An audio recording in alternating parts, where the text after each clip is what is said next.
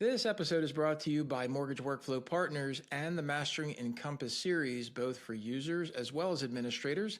You can find out all the information about it over at masteringencompass.com. Also, if you'd like to check out what we're doing on YouTube, go ahead and subscribe to the channel using the @MasteringEncompass handle. And make sure you stay up to date on all the information, not just with podcasts, but also video content that we bring to you as often as possible. Now let's get on to the episode. Hey everybody, Larry Bailey here, bringing you another weekly market news update. This is September 3rd, 2024, and we're going to go through all the stories that came to be as of the week of August 26th, 2024. And one of the things that I'm going to do is change up exactly how all of this is being presented. Normally, I'll share a screen and let you see it. We're going to change this up. So basically, I'm just talking to you about what's going on, and you can understand what's happening. If you want to actually see everything that I'm going through online, go ahead and head over to mortgage.community, and you can check out the full replay with the article there. So let's get into this. We saw that the latest inflation readings, they kept the Fed on track for a rate cut in September, while home prices continue to appreciate nationwide. Here's the stories we're going to go through. Consumer inflation continues to moderate. The next story is home prices hit another new high. The next story is pending home sales are soft for now. We'll see where that goes. The next story is second quarter GDP revised higher. And the last story is jobless claims continue to show labor sector weakness. This first story is consumer inflation continues to moderate, and we've got some information here that we want to go through. It's all focused around the personal consumption expenditure. Hopefully, you've kept up with what that is and how that goes in. What we saw is that July's measure showed a headline inflation rose 0.2% from June, while the year-over-year reading remained at 2.5%. The core PCE, which, as a reminder, is the Fed's favored measure, which strips out all the volatile food and energy prices, that also rose 0.2% monthly. The year-over-year reading held steady at 2.6%, remaining the lowest level in 3 years, which is great news.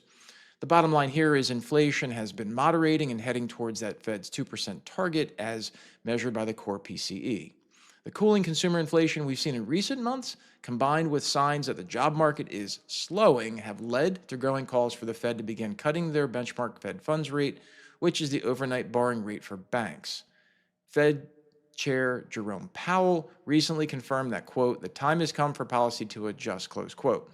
The latest PCE readings keep the Fed on track to cut rates at their next meeting on September 18th. We don't exactly know how much that's going to be, but we shall see. The next story is home prices hit another new high. So this information comes from the Case-Shiller Home Price Index, which is considered the, quote, gold standard for appreciation. That showed that home prices nationwide rose 0.2% from May to June after a seasonal adjustment, breaking the previous month's all-time high. Home values in June were also up 5.4% than a year earlier, following a 5.9% in May.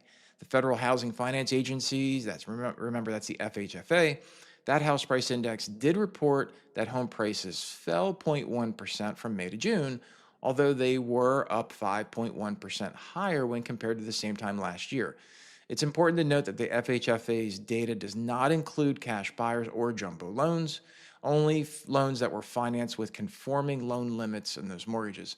Those factors do account for some of the differences in these two reports. And those two reports are, again, between the Case-Shiller and the FHFA. Bottom line here, gang, is the reports from Case-Shiller and the FHFA, along with other home price indexes like CoreLogic and ICE, show that home ownership continues to provide significant wealth creation opportunity for people around the country. All right, so let's get into the next story, which is pending home sales are soft for now. And what we see in this story is pending home sales plunged 5.5% from June to July, per the National Association of Realtors, also known as NAR. That's coming in well below estimates of a flat reading. We were expecting for flat, and we saw a 5.5% dip. So the sales were also 8.5% lower than they were a year earlier. This report measures signed contracts on existing homes, making it an important forward-looking indicator for closings on these homes as measured in the existing home sales report. The bottom line in this story, gang, is while signed contracts on existing homes were soft last month, that's not the whole story. It almost never is. It takes time for the impact of lower rates to translate into buyers shopping, finding a home, negotiating, and eventually signing a contract. NAR's chief economist Lawrence Yun confirmed that, quote, current lower falling mortgage rates will no doubt bring buyers into the market, close quote, which means the volume of signed contracts will likely rise in the months ahead. So here we get into this idea of the second quarter GDP revised higher. Remember, with each GDP, gross domestic product here, we get three readings. We get an initial, we get a revised, and we get a final. So this is the second quarter GDP revised higher. This economy, the U.S. economy, grew by 3% in the second quarter per the latest gross domestic product report from the Bureau of Economic Analysis. The second reading of the data was above the initial 2.8% and more than doubled the 1.4% growth seen in the first quarter of this year. Bottom line here, gang, is economic activity was better than expected last month due to, in part, the increases of consumer spending, private inventory investment, and business investment.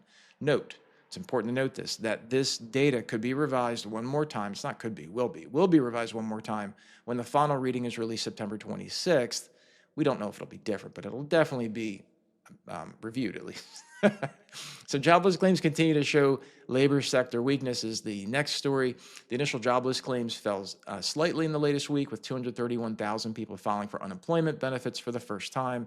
Continuing claims rose by 13,000 with 1.868 million people still receiving those benefits after filing their initial claim, meaning this metric remains near the highs for November 2021. Bottom line in this story is both initial and continuing claims have trended higher in this summer when compared to the beginning of the year, with continuing claims topping 1.8 million each week since the start of June. This shows that layoffs have risen while new job opportunities also have become more scarce. If you're into if you're into honey, good news, September is a National Honey Month. And it makes a perfect time to enjoy these honey cookies, courtesy of All Recipes. And you'll want to look at over at mortgage.community, find this recipe. I encourage you to, because who doesn't like honey cookies? Gang, it's going to be an important week here. We have crucial labor sector data that'll be reported with updates on job openings on Wednesday, private payrolls and unemployment claims on Thursday, and non-farm payrolls and unemployment rate on Friday. We'll also see more housing appreciation data from both CoreLogic and ICE. My name's Larry Bailey. I hope you enjoy what we're bringing here. Go ahead and give us a thumbs up, and please subscribe if you're not already to be alerted for when we drop more videos. We'll catch you on the next one. Thank you very much.